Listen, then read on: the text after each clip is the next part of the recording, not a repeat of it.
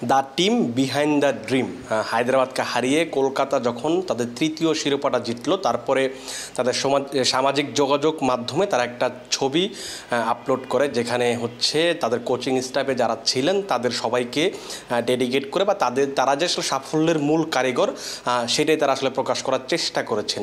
সেই ছবিতে সবার সামনে ছিলেন গৌতম গম্ভীর, তিনি এইবার মেন্টরের দায়িত্ব পালন করেছেন। তার ডান পাশে ছিলেন হচ্ছে চন্দ্রকান্ত পণ্ডিত এবং তার বাঁ পাশে ছিলেন অভিষেক নায়ার। তার পেছনে আরও বেশ কয়েকজন ছিলেন যারা আসলে বিভিন্ন পদে কাজ করেছেন এই কলকাতাকে চ্যাম্পিয়ন করার জন্য। এইখানে আসলে প্রধান কোচ চন্দ্রকান্ত পণ্ডিত, কিন্তু সবার সামনে রাখা হয়েছে গৌতম গম্ভীরকে। এটার একটা কারণ কি? এটা একটা বড় কারণ হচ্ছে যে, আমি একটা উদাহরণ দিয়ে বলি যে ম্যাচ শেষে আন্দ্রে রাসেল কথা বলেছিলেন। তিনি স্টার স্পোর্টসের সাথে যখন কথা বললেন, তিনি সেখানে বলার চেষ্টা করলেন যে গৌতম গম্ভীর তিনি শুধু মেন্টর নন, তিনি কলকাতার প্রত্যেকটা বিভাগের নেতা। অর্থাৎ হচ্ছে যে এই যে কলকাতা এবার সাফল্য পেল, লাস্ট 9 বছর পর তারা শিরোপা জিতলো, মানে লাস্ট 9 মৌসুমে তারা শিরোপা জিততে পারেনি, অবশেষে 10 নম্বর মৌসুমে এসে তারা শিরোপা জিতলো। এটা একটা বড় কারিগর ছিলেন তিনি, গৌতম গম্ভীর। তাকে এই মৌসুমের আগে শাহরুখ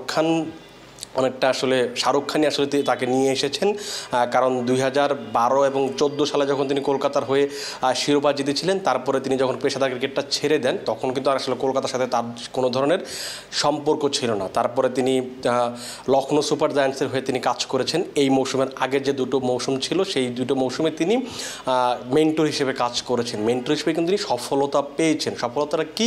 এই যে নবাগত একটা দল লখনৌ, তারা প্রথম 2টা সিজন যেটা খেলেছে, সেই 2টা সিজনেই তারা প্লে অফ খেলেছে। সেই সময় তিনি মেন্টরের দায়িত্বে ছিলেন। যখন তিনি দায়িত্বটা ছাড়লেন তখন কিন্তু এই যে লখনৌর পারফরমেন্সটা কিন্তু আসলে পড়ে গেছে। এইবার কিন্তু তারা প্লে অফে খেলতে পারেনি।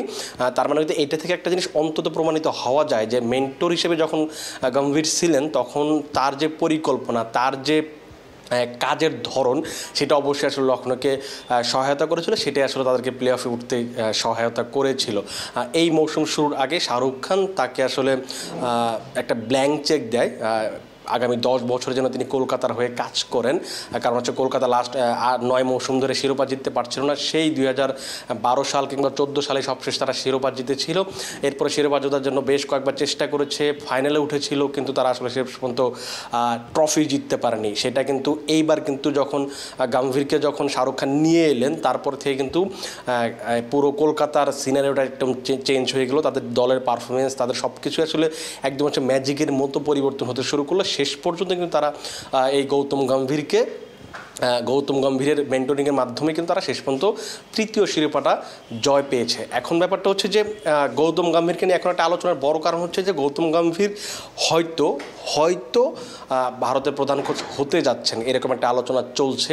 এরকম যখন আলোচনা চলছে তখন ভারতের একটা সংবাদ মাধ্যম দৈনিক জাগরণ তারা জানিয়েছে যে যখন গৌতম গম্ভীর যখন কলকাতায় আসেন, তখন শাহরুখ খান তাকে একটা ব্ল্যাঙ্ক চেক দিয়েছিলেন যে আগামী 10 বছর তুমি থাকবে এখানে এবং তোমার যত ইচ্ছা পারিশ্রমিক তুমি বসিয়ে নিতে পারো। সেটাই তিনি হয়তো করেছিলেন এবং করার পর এখন যখন টুর্নামেন্টের মাঝপথে আসে, তখন রাহুল দ্রাবিড়ের যত চুক্তির মেয়াদ শেষ, তিনি কিন্তু আবার অ্যাপ্লাই করবেন না, আবার ভারতের কোচ হিসেবে দায়িত্ব নেবেন না। সেই কারণেই কিন্তু তাদের বিসিসিআইকে নতুন একটা কোচ খুঁজতে হচ্ছে, যেখানে বেশ কয়েকটা নাম ছিল, Ricky Ponting, Justin Langer, Fleming, এদেরকে আসলে ভাবা হচ্ছিল। কিন্তু জয় শাহ কিন্তু নিশ্চিত করেছেন যে বিসিসিআইয়ের পক্ষ থেকে অস্ট্রেলিয়ান কাউকে আসলে নেওয়ার জন্য আসলে আগ্রহ প্রকাশ করা হয়নি, যদিও ভারতীয় গণমাধ্যম বলছে যে তারা আগ্রহের কেন্দ্রবিন্দুতে ছিলেন। কিন্তু এখন যে খবরটা সেটা হচ্ছে গৌতম গম্ভীরকে মানে খুব করে পেতে চায় ভারতের যে ক্রিকেট বোর্ড আছে, তারা আসলে পেতে চায়। আজকে 27 তারিখ, আজকে হচ্ছে এই যে বিজ্ঞাপনটা দেওয়া হয়েছে বা বিজ্ঞপ্তিটা দেওয়া হচ্ছে, সেখানে আবেদন করার শেষ দিন। আজকে পর্যন্ত যতটুকু খবর ভারতীয় সংবাদ মাধ্যমে, যে গম্ভীর এখন পর্যন্ত আবেদন করেননি। কেন আবেদন করেননি? কারণ হচ্ছে যে যদিও গম্ভীরের আগ্রহ আছে রোহিত শর্মা কিংবা বিরাট কোহলিদের কোচিং করানোর জন্য, কিন্তু তিনি আবেদন করেননি। কারণ হচ্ছে যে একটা আইপিএলের ব্যস্ততা ছিল। সেই সঙ্গে আরেকটা কারণ হচ্ছে যে তিনি এই নিশ্চয়তাটা চান, তিনি যদি ভারতের কোচ হন তবেই কেবল তিনি আবেদন করবেন। শুধুমাত্র আবেদন করবেন প্রার্থী হবেন, তারপর আবার তাকে নেওয়া হবে না, এইভাবে আসলে তিনি আবেদন করতে চান না।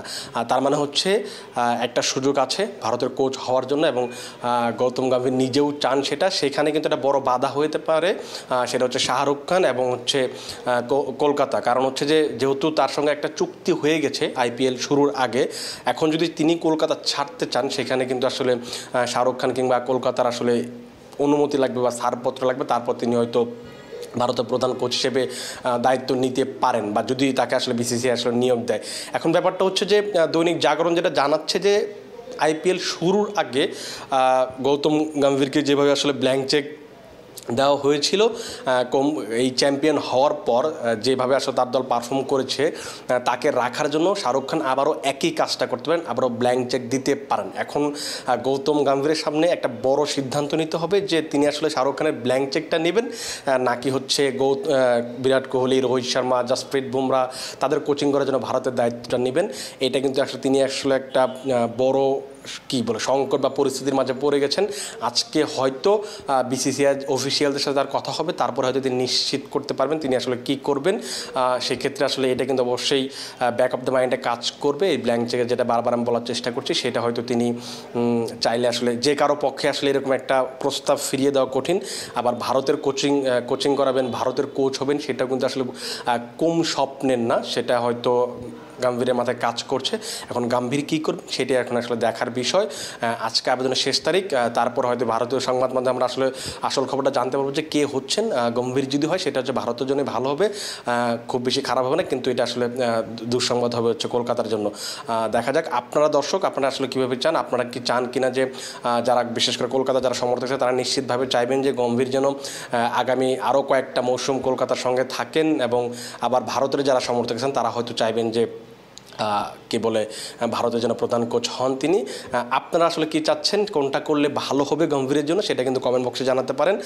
আর আমরা যদি পরবর্তীতে কোনো সংবাদ পাই, যদি তাদের নিয়ে আসলে কোনো আপডেট পাওয়া যায়, সেটা অবশ্যই আপনাদের জানানোর চেষ্টা করবো। আপাতত আপনারা ভালো থাকুন, সুস্থ থাকুন, এবং হচ্ছে ক্রিকফ্রিঞ্জির সঙ্গেই থাকুন।